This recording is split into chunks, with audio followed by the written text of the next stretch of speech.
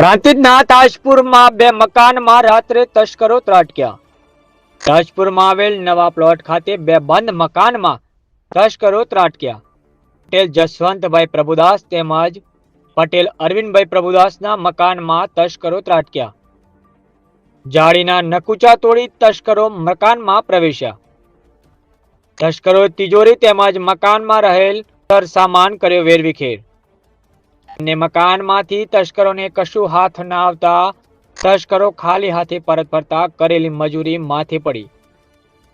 તો પ્રાંતિજના તાજપુરમાં બે બંધ મકાનમાં રાત્રે તસ્કરો ત્રાટક્યા. જાળીના નકુચા તોડી તસ્કરો મકાનમાં પ્રવેશી બંને મકાનમાં રહેલ સરસામાન કર્યો વેરવિખેર. અહેવાલ અલ્પેશ નાયક.